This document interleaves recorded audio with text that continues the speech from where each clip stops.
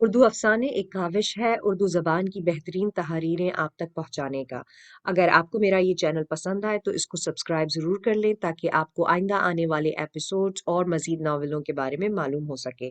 اگر آپ اپنی پسند کا کوئی ناول سننا چاہتے ہیں تو آپ اس بارے میں مجھے بتا سکتے ہیں۔ کامنٹ باکس میں میسج کر کے آپ مجھے اپنی پسند کے ناول کا نام بتا دیجیے۔ میں پوری کوشش کروں گی کہ آپ تک آپ کی پسند کو پہنچا سکوں۔ اردو افسانے کے ساتھ بندھے رہنے کا شکریہ۔ اب سنتے ہیں آپ کا پسندیدہ ناول۔ شام رنگ سیاہ، تحریر ایمن رضا، قسط نمبر 14۔ پتہ نہیں کون سا موسم چل رہا تھا، شدید گرمیوں کا آغاز ہو چکا تھا۔ خزاں میں ابھی کافی وقت تھا، لیکن سبین کو لگا جیسے خزاں وقت سے بہت پہلے ہی آ گئی ہو۔ درختوں کے پتے جھڑ چکے ہوں، پھول مرجھا گئے ہوں، تتلیاں مر گئی ہوں اور سانسیں تھم گئی ہوں۔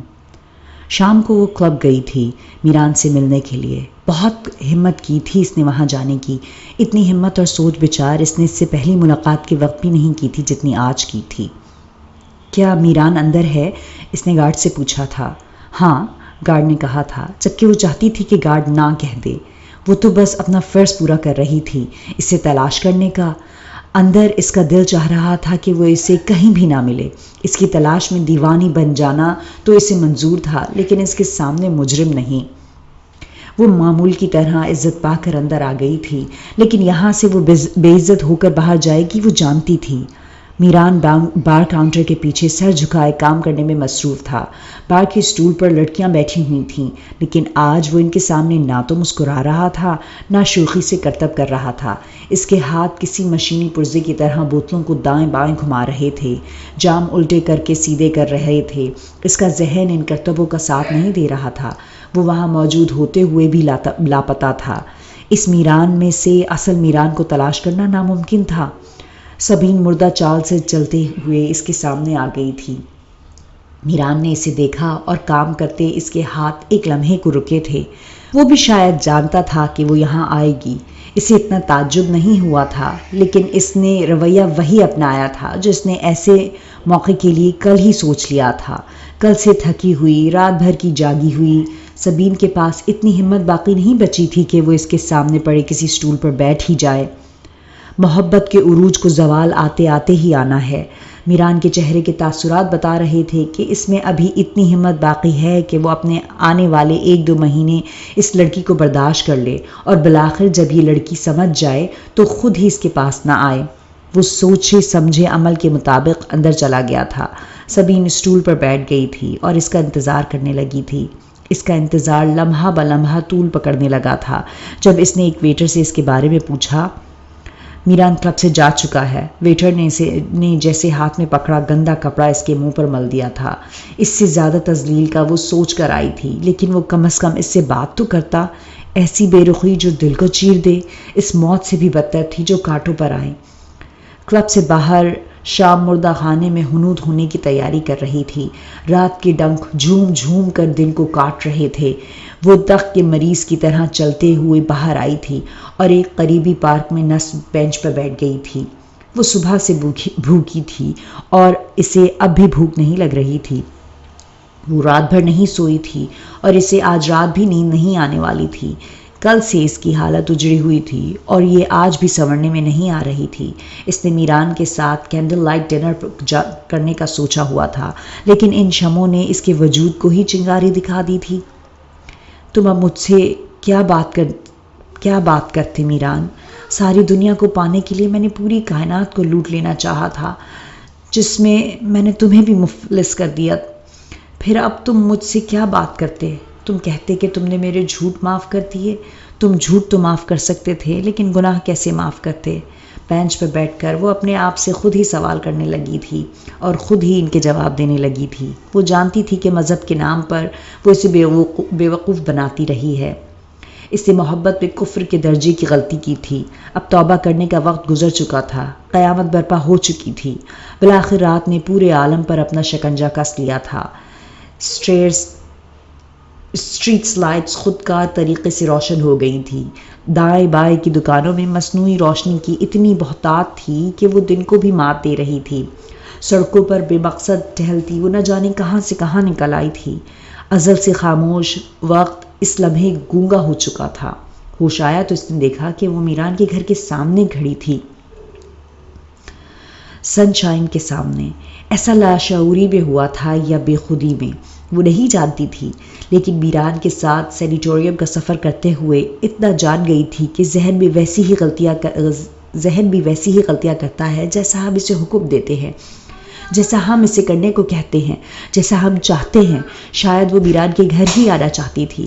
اس کے ذہن میں یہ سوچ تھی کہ کلب سے تو وہ اٹھ کر اب گھر سے کہاں جا سکتا تھا۔ ٹھیک ہے، اب واپس پلٹنے کا فائدہ؟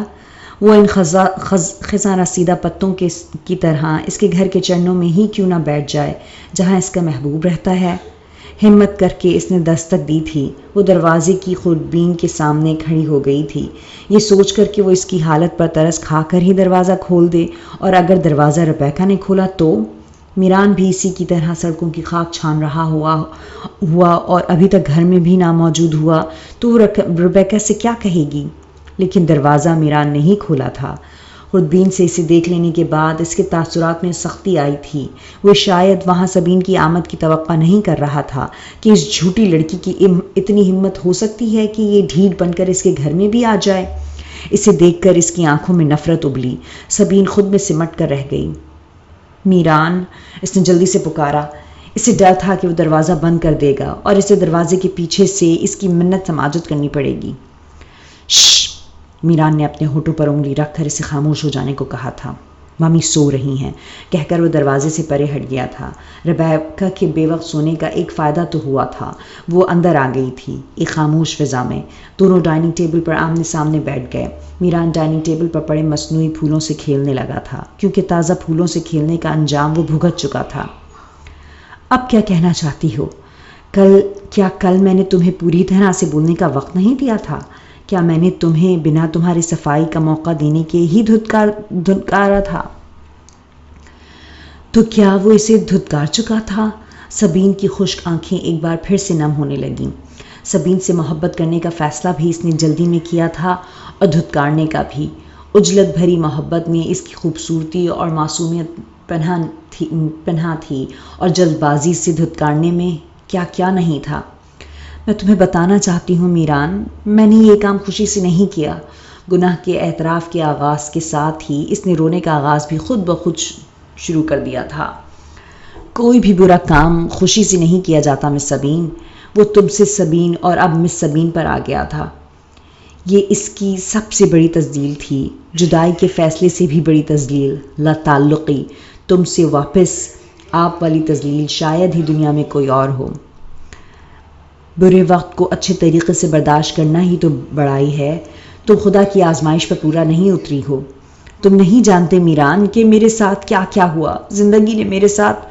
تم پھر یہ نہیں جانتی کہ میرے ساتھ کیا کیا ہوا ہے سبین، زندگی نے میرے ساتھ کیا کھیل کھیلا ہے۔ جو بھی تمہارے ساتھ ہوا مجھے نہیں جاننا۔ میں نے کبھی بھی تم سے تمہارے ماضی کے بارے میں نہیں پوچھا، نہ ہی اپنے بارے میں بتایا، کیونکہ مجھے یہ فرق نہیں پڑتا تھا کہ تم کیا تھیں اور میں کیا تھا۔ مجھے یہ تھا کہ اب ہم کیا ہونے والے ہیں۔ میں نے تم سے کبھی یہ نہیں پوچھا کہ تمہارا کوئی دوست تھا، تم کسی کو پسند کرتی تھیں، کیونکہ مجھے ان باتوں سے کوئی واسطہ نہیں تھا۔ تم اب میری ہو، مجھے اس سے غرض تھی۔ ہم دو سے ایک ہونے والے تھے سبین، اور تم نے وہ یہاں اپنا دکھ کم کرنے آئی تھی اور اس کا دکھ سن کر دکھی ہو گئی تھی۔ وہ اس سے زیادہ دکھی تھا، اس نے اسے ٹھیس پہنچائی تھی۔ وہ اپنے دردناک ماضی کو بیان کر کے کیسی سرخرو ہو سکتی تھی۔ اس کا بھیانک حال اپنے ماضی سے زیادہ ہولناک بنا دیا گیا تھا۔ میران، میں نے بہت برا وقت دیکھا ہے۔ اس برے وقت میں ثابت قدم رہنا بہت مشکل تھا۔ کیا تمہیں کھانے کو رزق مل رہا تھا؟ ہاں۔ کیا تمہارے پاس رہنے کو گھر تھا؟ ہاں۔ پھر باقی کا برا وقت تمہارا خود کا پیدا کردہ ہے۔ تم کیا سمجھتی ہو مس سبین کہ میں نے اپنی زندگی میں سے سب ٹھیک ہی دیکھا ہے، یا ہم سب کی زندگیاں ہر وقت خوشیوں سے بھری رہتی ہیں؟ سبین خاموش ہو گئی تھی۔ میران کے بارے میں جاننے کا اسے آج موقع ملا تھا، وہ بھی کن حالات میں۔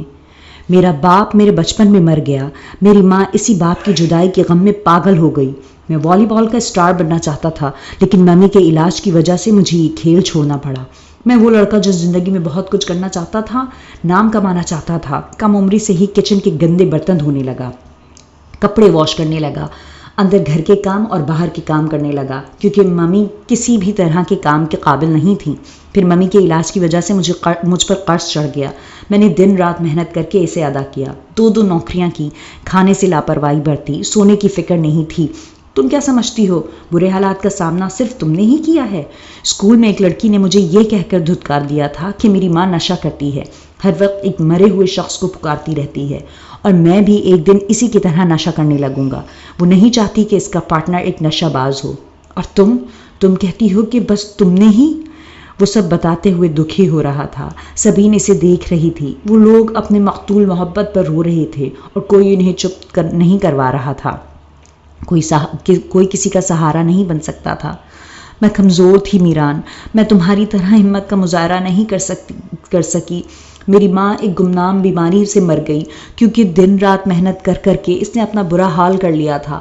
میری ماں سارا دن چکی چلاتی تھی جس سے اس کے ہاتھوں میں گڑھے پڑ گئے تھے اور کمر میں درد رہنے لگا تھا، پھر بھی وہ کام کرتی رہتی تھی اور چونا پھانکتی تھی۔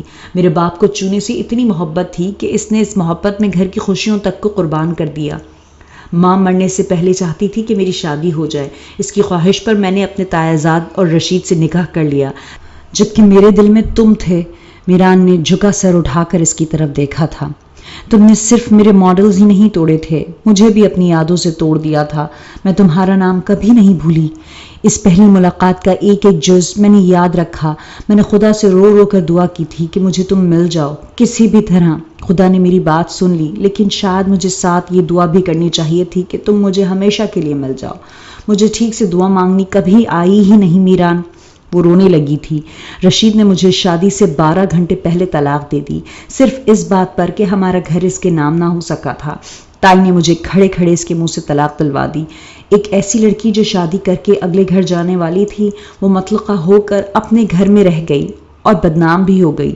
رشید سے شادی اور طلاق کی بات سن کر میران کی آنکھوں کی پتلیاں پھیلی تھیں۔ بتاؤ میں نے کیا غلط کیا؟ میں لڑکی تھی، میں کمزور تھی، میں یہ نہ کرتی تو مر جاتی۔ کیا تم گارنٹی دے سکتی ہو کہ تمہارے پاس پیسے ہوتے تم اپنی ماں کو بچا لیتی؟ یہاں کتنے ہی لوگ امیر ہوتے ہوئے، بہت سا پیسہ رکھتے ہوئے بھی اپنے پیاروں کو نہیں بچا سکتے۔ تم کہتی ہو کہ تمہاری ماں دن رات کی محنت کی وجہ سے مر گئی۔ ان لوگوں کی موت کا کیا جواز دوگی جن کی موت محلوں جیسے گھر میں ہو جاتی ہے؟ میران پوچھنے سے زیادہ اسے لاجواب کر رہا تھا۔ رشید نے تمہیں طلاق دی کیونکہ خدا نے تمہارے لیے مجھے چنا تھا۔ خدا تمہاری خواہش کو پورا کرنا چاہتا تھا، اس نے تمہاری دعائیں سن لی تھیں، لیکن تم نے، یہ اس کی سب سے بڑی چوٹ ہوئی تھی، فقرہ درمیان میں چھوڑ دینے کی۔ مجھے معاف کر دو میران۔ مجھ سے کس بات کی معافی مانگ رہی ہو؟ میں نے تم سے جھوٹ بولے اس لیے۔ میں تمہارا جھوٹ معاف کر سکتا ہوں لیکن تمہارا فریب نہیں۔ میں خدا نہیں ہوں، میں سبین، میں ایک عام سا انسان ہوں جسے دکھ ہوتا ہے، جو ٹوٹتا ہے، جسے محبت ہوتی ہے، پھر روگ لگتا ہے اور وہ اس روگ کو جوگ بنا لیتے ہیں۔ تم مجھے ایک موقع دو، میں تلافی کر دوں گی۔ میں سب بھول جاؤں، اس بات کی گارنٹی دیتی ہو؟ میری محبت تمہیں سب فراموش کروا دے گی میران، بس تم مجھے ایک بار معاف کر دو۔ معافی مانگنی ہے تو جاؤ اپنے بابا سے معافی مانگو جن کو دھوکہ دے کر تم یہاں موجود ہو، کیونکہ میرا تم نے صرف دل ہی توڑا ہے لیکن اپنے بابا کا مان توڑ دیا ہے، ان کے فخر کو رون دیا ہے تم نے۔ کبھی سوچا ہے کہ انہیں پتہ چلے گا تو ان کا کیا بنے گا؟ میں انہیں پتہ نہیں چلنے دوں گی۔ میں 2 بار آ چکی ہوں، مجھے صرف 8 بار مزید آنا ہے۔ میران نے اس کی طرف ایسے دیکھا تھا جیسے اسے اس کے وجود کا بالکل ہی یقین نہ آ رہا ہو، وہ جو اس کے دل میں ایک احساس کا کونا تھا اور اب وہ بھی تاریک ہونے لگا تھا۔ سبین نے میران کی آنکھوں کے تاثرات پڑھ لیے تھے۔ معاہدہ ہو چکا ہے میران، اب میں کچھ بھی نہیں کر سکتی، اس نے وضاحت دی تھی۔ میران کی آنکھوں میں دکھ ختم ہوا تھا اور اس کی جگہ غصے نے لے لی تھی، تو یہ لڑکی ابھی بھی باز نہیں آ رہی تھی۔ تو جاؤ اپنا معاہدہ پورا کرو میں سبین، لیکن پھر دوبارہ کبھی میرے پاس واپس مت آنا، اس نے آواز نیچی رکھتے ہوئے انتہائی غصے سے کہا تھا اور آگے بڑھ کر دروازہ کھول دیا تھا۔ اس نے آنسو بھری آنکھوں سے میران کو دیکھا تھا اور پھر اٹھ کر باہر آ گئی تھی۔ اس کے علاوہ اس کے پاس اور کوئی حل ہی نہیں تھا، کیونکہ اگر وہ اٹھ کر باہر نہ آتی تو عین ممکن تھا کہ وہ اسے دھکے دے کر گھر سے باہر نکال دیتا۔ ربیکا اپنے کمرے کے دروازے پر کھڑی تھی۔ میران مین ڈور بند کر کے نہ جانے کتنی ہی دیر وہاں کی کھڑے رہنے کے بعد اپنے کمرے میں جانے لگا تھا جب اس کی نظر ربیکا پہ پڑی تھی۔ اس کے انداز سے صاف ظاہر تھا کہ وہ بے وقت سوئی نہیں، اگرچہ بے موقع اٹھ ضرور چکی تھی۔ آپ ابھی تک جاگ رہی ہیں، سوئی نہیں؟ وہ نارمل ہونے کی لاحاصل کوشش کرتے ہوئے بولا۔ جاگ گئی ہوں۔ ربیکا کا انداز سپاٹ تھا۔ اس گھر میں میرے علاوہ کوئی اور عورت بھی رو سکتی ہے؟ یہ بات میرے گمان میں بھی کہاں تھی؟ یعنی ربیکا نے ساری گفتگو سن لی تھی۔ اس گھر میں ایک واحد مرد بھی ہے ممی، وہ بھی روتا ہے، کبھی اس پر بھی توجہ دیں، اس نے جتاتے ہوئے انداز میں کہا تھا، اور ربیکا کو جیسے کسی نے گھونسا مارا تھا۔ یکٹک وہ میران کی شکل دیکھنے لگی تھی۔ 25 سالوں میں اس نے پہلی بار کوئی شکوہ کیا تھا۔ مجھے کچھ بتاؤ میران، آپ سب سن تو چکی ہیں؟ ہاں، لیکن کچھ سمجھ نہیں سکی۔ سبین سے پہلی ملاقات میں نے اس کی ماڈل توڑ دیے تھے، اب بدلہ لے کر اس نے میرا دل توڑ دیا ہے۔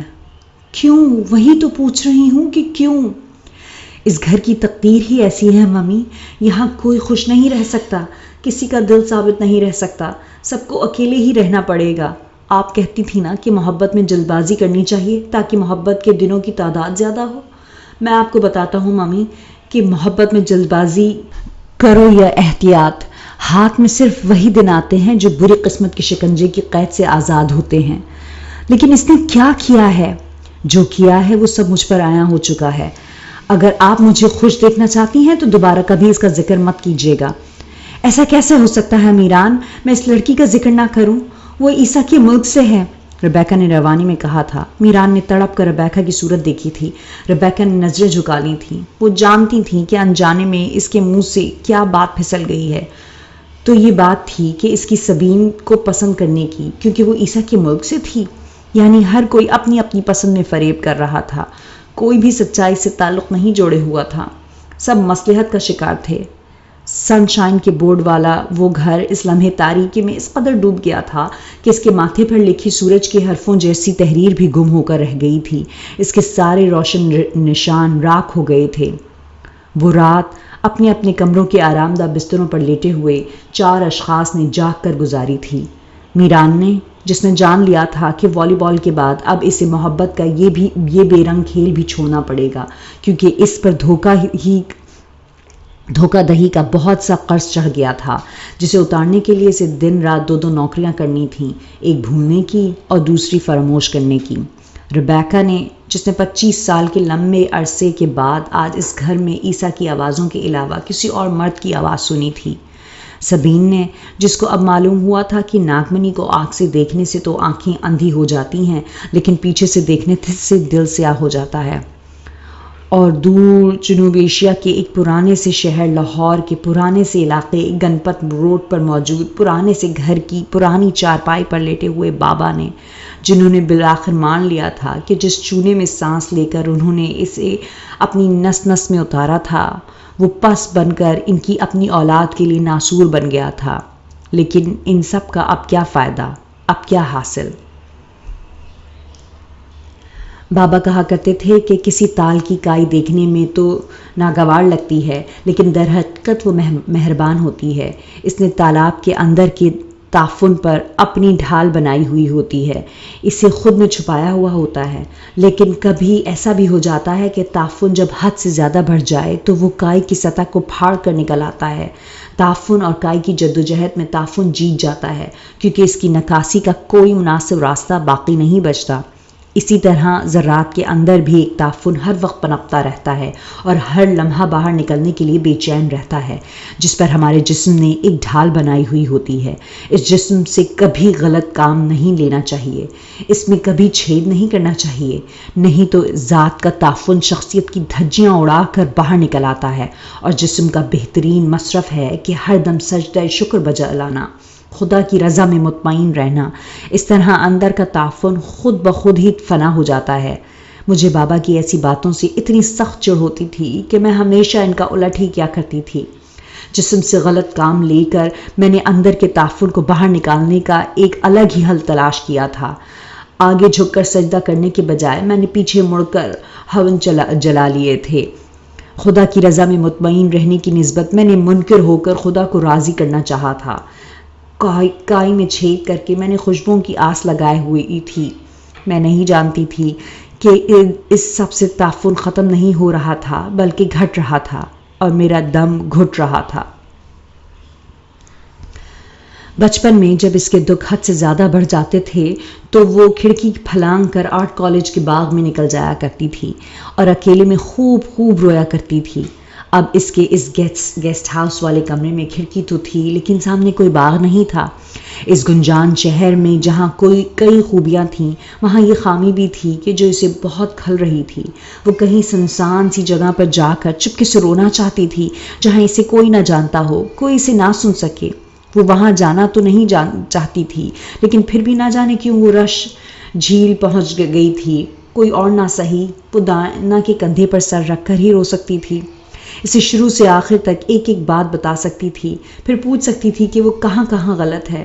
وہ اس گناہ میں اس بری طرح گھر چکی تھی کہ ابھی تک سمجھ نہیں پا رہی تھی کہ اس نے جو کیا ہے غلط کیا ہے یا وہ سب کرنا اس کی مجبوری تھی، جائز مجبوری۔ دھوپ درختوں کے ساتھ آنکھ مچولی کھیلتے ہوئے ہر بازی جیت رہی تھی۔ پتوں کے سائے سکڑ کر چیونٹیوں کی طرح قطار در قطار اپنے بلوں میں گم ہوتے جاتے تھے۔ میران اس جگہ کے ایک حصے سے واقف تھا لیکن سبین کو سنبل کے درختوں والے اس حصے کو تلاش کرنے میں خاصا وقت لگ گیا جہاں دائنا اپنی چھوٹی سی دکان کھولے ہر وقت موجود ہوتی تھی، اور وہاں پہنچ کر سبین نے بے ساختہ ہی ایک دل سوز چیخ مار دی تھی۔ اس کی چیخ کی گونج اتنی بھیانک اور اس کی قوت اتنی پرشدت تھی کہ جھیل کے پانی میں اس کی چیخ کی تیزی سے بھنور پیدا ہو گیا تھا۔ اس کی چیخ اتنی بلند تھی کہ سنبل کے درختوں پر گول دائرے میں گھومتے پرندے بھرا مار کر دور نکل گئے تھے۔ سنبل کے سارے نارنجی اور سرخ پھول خوفناک حد تک سیاہ ہو کر زمین پر گر چکے تھے۔ پتوں سے آری درخت برہنہ ہو کر وحشت پھیلا رہے تھے۔ آنکھیں پھاڑے سبین سنبل کے اس سوکھی شاخ کو دیکھنے لگی جہاں دائنا کی لاش لٹک رہی تھی۔ دائنا کی ماں زہرا ایک پیشہ ور عورت تھی۔ نہیں، وہ اپنی مرضی سے اس کام سے منسلک نہیں ہوئی تھی بلکہ اس کے شوہر حلبی نے اسے اس کام کے لیے مجبور کیا تھا۔ زہرا کا تعلق افریقہ سے تھا۔ وہ اس قبیلے سے تھی جہاں مرد کماتے تھے اور عورتوں کو گھر میں بٹھا کر راج کرواتے تھے۔ وہ باہر کی مشکلات کا سامنا کرنے کے لیے عورتوں کو نہیں بھیجتے تھے۔ زہرا نے بھی شادی سے پہلے ایسے ہی سپنے سجائے تھے۔ شادی کے بعد وہ اس کا مرد حلبی امریکہ آ گئے تھے جہاں سورج ہی دوسرا تھا۔ دونوں نے بھاگ کر شادی کی تھی۔ انسانی اسمگلنگ کے ذریعے وہ امریکہ منتقل ہوئے تھے۔ امریکہ نے جلد ہی ان کے سہانے سپنوں کی الٹی تعبیر دے دی تھی، الٹی اور زہریلی تعبیر۔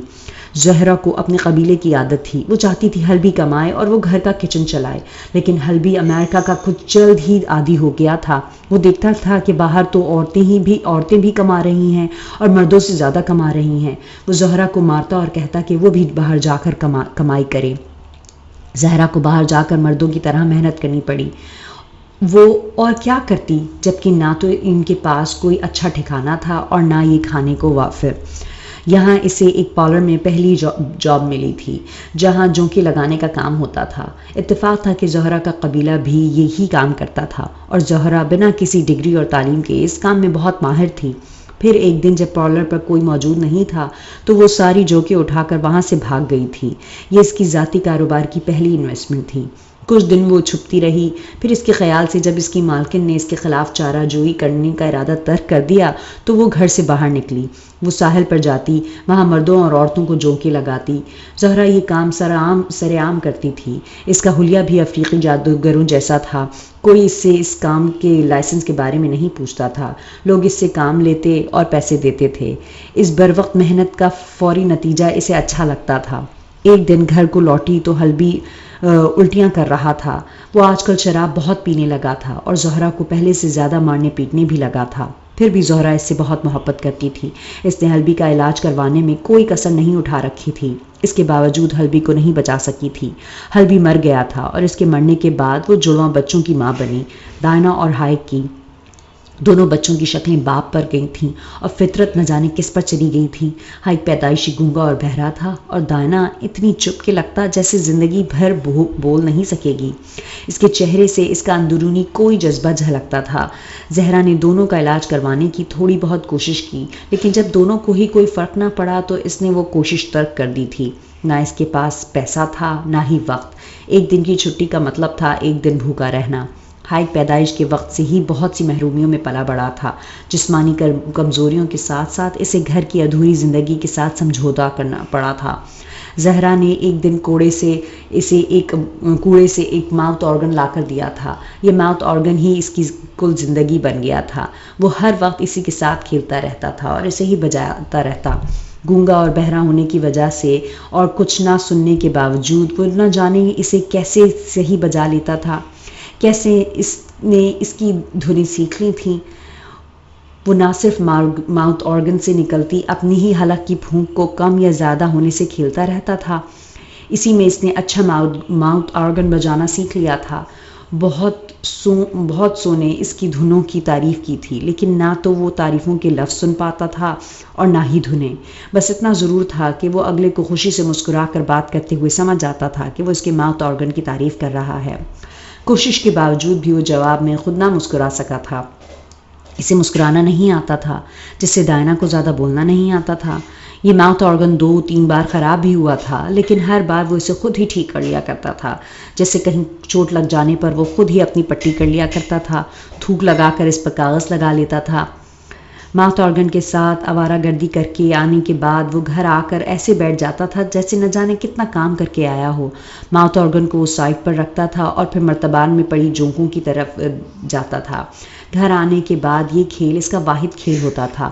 ماؤتھ آرگن اور جونکے، وہ ان دونوں سے ہی خوش ہوتا تھا اور زہرا کو اس کی ان دونوں کھیلوں سے چڑ تھی۔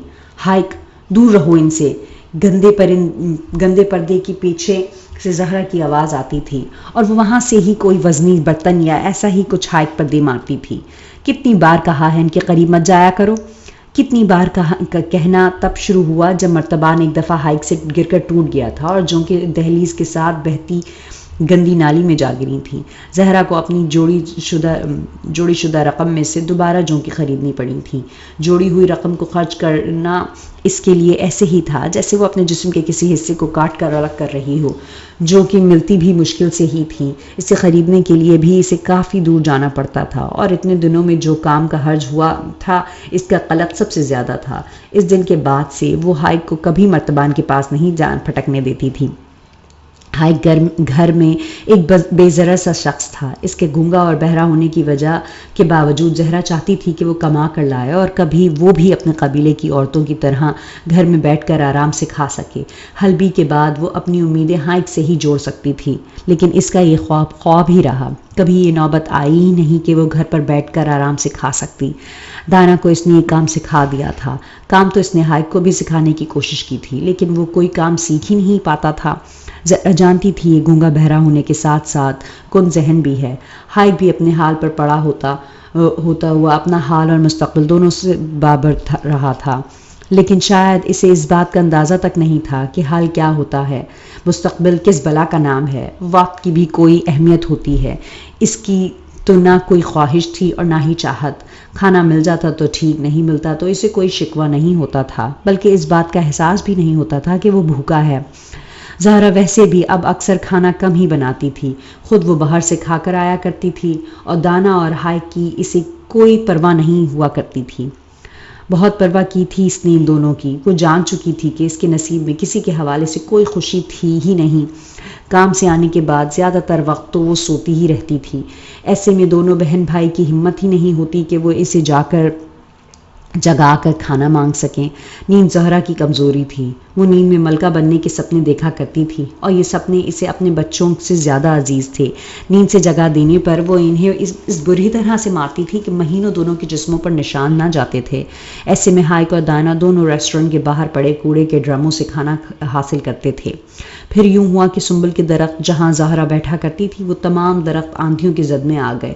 زہرا سپنے دیکھتے دیکھتے ہمیشہ کے لیے دونوں کو اکیلا چھوڑ گئی اور سنبل کے درختوں تلے زہرا کی جگہ دانا نے سنبھال لی۔ زہرا کے مرنے کا دونوں بہن بھائیوں کو بالکل دکھ نہیں ہوا، بلکہ انہوں نے محسوس کیا کہ زہرا کے مرنے کے بعد ان کی زندگیاں زیادہ آسان ہو گئی تھیں۔ زہرا کے گھر میں پہلے سے زیادہ محبت تھی۔ دانا ہائیک کا ایسے ہی خیال رکھتی تھی جیسے کوئی ماں اپنے بچے کا رکھ سکتی ہے۔ وہ جانتی تھی کہ ہائیک کو توجہ کی کتنی ضرورت ہے۔ وہ کن ذہن نہیں تھا، بس توجہ کی کمی کا شکار تھا۔ وہ اب اس کی اچھی پرورش کر رہی تھی۔ ہائیک بھی خوش تھا، وہ دن بدن نکھرتا جا رہا تھا۔ اسے اب وقت پر کھانا بھی ملتا تھا اور صاف کپڑے بھی۔ وہ اپنی بہن سے اپنی ماں کی نسبت زیادہ پیار کرتا تھا۔ بہن بھی اس سے بہت پیار کرتی تھی، لیکن پھر ایسا وقت بھی آیا جب اسی بہن نے اس کے منہ پر تھوک دیا تھا۔ وہ ماؤتھ آرگن بجاتا جا رہا تھا۔ وہ صبح کے وقت اپنی بے نشان منزل کی طرف نکل جایا کرتا جب دائنا اپنے کام کے لیے چلی جایا کرتی تھی، اور شام کو اس کے آنے کے وقت ہی وہ واپس گھر پہنچ جاتا تھا۔ وہ ان لوگوں میں سے تھا جو کسی بھی صورت اپنی روٹین تبدیل نہیں کرتے، جبکہ ان کے پاس اسے تبدیل کرنے کی کوئی وجہ بھی نہیں ہوتی۔ وہ بلا مقصد ہی اپنی روٹین پر کاربند رہتے ہیں۔ شام کے قریب وہ 1000 بار کے دیکھے ہوئے ایک بہت ہی خوبصورت علاقے سے گزر رہا تھا جب اس کے قریب ایک ٹائم پیس آ کر گرا تھا۔ اس نے اوپر دیکھا تھا اور حیرت سے اسی جگہ پتھر کا ہو گیا تھا۔ کھڑکی میں ایک مرد ظاہر ہوا تھا جس کی پشت کھڑکی سے باہر کی طرف تھی۔ وہ مرد صرف پینٹ پہنے ہوئے تھا اور کسی کے ساتھ دست درازی کر رہا تھا۔ ہائیک کے لیے یہ کوئی بڑی بات نہ ہوتی جب اس نے دیکھا کہ مرد کے سینے پر جونکیں لگی ہوئی تھیں۔ ہائیک کے پیروں کے نیچے سے وہ خوبصورت منظر والی زمین نکل گئی تھی۔ وہ مرد کسی کے ساتھ دست درازی کر رہا تھا۔ جونکوں کا کام ڈائنا ہی تو کرتی تھی۔ جلد ہی کھڑکی پر ڈائنا کا چہرہ بھی نمودار ہو گیا۔ وہ ہائیک کو مدد کے لیے ہی کہہ رہی تھی، اور ہائیک کی سمجھ میں کچھ نہیں آ رہا تھا کہ وہ کیا کرے۔ اس کی معصوم سی دنیا میں عجیب طوفان آیا تھا۔ اسے پتہ ہی نہیں تھا کہ باہر کے لوگ کیسے ہیں۔ وہ تو سب کو اپنی طرح کا سمجھتا تھا، بے ضرر۔ اب ایک مرد کو اپنی بہن کے ساتھ زبردستی کرتے دیکھ کر وہ اپنی جگہ ساکت و جامد کھڑا رہ گیا تھا۔ باہر کی دنیا کا یہ بھیانک روپ وہ قبول نہیں کر پا رہا تھا۔ یہ تمام تر احساس اس قدر عجیب اور بھیانک تھا کہ اسے لگا کہ وہ دنیا کا بے غیرت ترین مرد ہے۔ اس نے اپنی بہن کو بھیڑیوں کی دنیا میں اکیلا چھوڑا ہوا تھا۔ اوپر دائنا کبھی کھڑکی سے پرے ہو جاتی تھی، کبھی پھر سے نمودار ہوتی تھی، اور ہائیک کی سانس کبھی آ رہی تھی اور کبھی جا رہی تھی۔ دائنا ہائیک کو بے یقینی سے دیکھ رہی تھی کہ ہائیک کچھ کر کیوں نہیں رہا۔ وہ یہ بات بھول چکی تھی کہ ہائیک کچھ کرنے کے لیے نہیں بنا۔ زہرا ٹھیک کہتی تھی کہ اس کی رگوں میں بزدل خون ہے، حرام خور گت کا اور بے غیرت باپ کا خون تھا، جس نے ساری زندگی شراب اور سستی بازاری عورتوں کے پیچھے گزار کر اسے دنیا کے مردوں کے سامنے پیش کر رکھا تھا۔ دائنا کی آنکھوں میں ایک نفرت سی چمکی تھی۔ کیا ہائیک اتنا ہی کم ہمت تھا؟ لیکن وہ اس کی جتنی کم ہمت نہیں تھی، اور پھر اگلے ہی پل اس نے کھڑکی میں سے چھلانگ لگا دی تھی۔ 12 گھنٹوں کی اذیت ناک انتظار کے بعد دائنا کو ہوش آیا تھا۔ جس جگہ وہ لوگ رہتے تھے وہاں کی ہی ایک سیاہ فام عورت کو بلوا کر ہائیک نے دائنا کے زخموں کی پٹی کروا دی تھی۔ اس عورت نے دائنا کو جو خوراک کھلانے کو کہا تھا وہ گھر میں موجود نہیں تھی، اور ریسٹورنٹ کے باہر پڑے ڈرموں میں بھی نہیں میسر تھی۔ ہائیک خاموشی سے دائنا کے پاس بیٹھ گیا اور اس کے ہوش میں آنے کا منتظر تھا۔ ہوش میں آنے کے بعد دائنا نے اسے اپنے پاس بیٹھے ہائیک کو دیکھ کر اسے اشارے سے پاس آنے کو کہا۔ ہائیک ہمدردی اور پیار کے جذبوں سے مغلوب ہو کر دائنا کی طرف بڑھا تھا، اور تب دائنا نے منہ پر تھوک کر ہائیک کے منہ پھیر لیا تھا۔ بوجھل رات 2 دنوں سے دھرتی پر چھائی ہوئی تھی۔ دن تھا کہ نکلنے کا نام ہی نہیں لے رہا تھا۔ دائنا نقاہت سے زمین پر لیٹی ہوئی ہائیک کے آنے کا انتظار کر رہی تھی۔ وہ اس کے لیے بازار سے کچھ کھانے کو لینے گیا تھا، لیکن اتنی دیر گزر چکی تھی، ہائیک ابھی تک گھر واپس نہیں آیا تھا۔ دائنا میں اتنی ہمت نہیں تھی کہ وہ اٹھ کر خود سے اپنے کھانے کے لیے کچھ کر سکتی۔ وہ وہیں زمین پر لیٹی انتظار کی خوف زدہ لمحوں سے گزر رہی تھی۔ تھوڑی دیر کے بعد گھر کے دروازے پر بھاری بوٹوں والی ایک چاپ رکتی ہوئی محسوس ہوئی۔ دائنا کو لگا تھا کہ شاید ہائیک واپس آ گیا ہے، لیکن ہائیک اپنی اتنی مضبوط قدمی سے نہیں چلا کرتا تھا۔ کیا ہائیک کا گھر یہی ہے؟ باہر سے صدا آئی۔ انا جلدی سے اٹھی، ٹاٹ کا پردہ پیچھے کر کے وہ گھر سے باہر آئی۔ جی، تم اس کی بہن ہو؟ دائنا؟ جی، کیوں؟ کیا ہوا ہے؟ تمہارے بھائی کا ایکسیڈنٹ ہو گیا ہے۔ کیا؟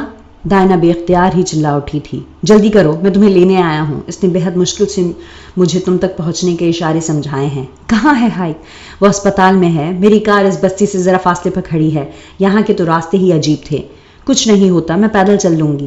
اور اس آدمی کے ساتھ وہ اپنی بستی سے باہر نکل آئی تھی، سنسان سڑک پر، جہاں سے شہر کی روشنیاں مزید دور دکھائی دیتی تھیں۔ آدمی نے دروازہ کھولا، دائنا نے کار کے اندر جھانک کر دیکھا۔ کار میں پہلے سے ہی ایک آدمی موجود تھا اور تب ہی دائنا کو اپنی بے وقوفی کا احساس ہوا تھا، لیکن تب تک بہت دیر ہو چکی تھی۔ وہ تیزی سے وہاں سے بھاگ جانا چاہتی تھی، لیکن اگلے ہی پل دائنا کو دبوچ لیا گیا تھا اور ایک نم رومال اس کے منہ پر رکھ دیا گیا تھا۔ آنکھوں پر پٹی باندھ دی گئی تھی۔ اسے پتا تھا کہ وہ کہاں لے جائی جا رہی ہے اور کیوں، اور اس کے سارے خیالات سچ ثابت ہوئے تھے۔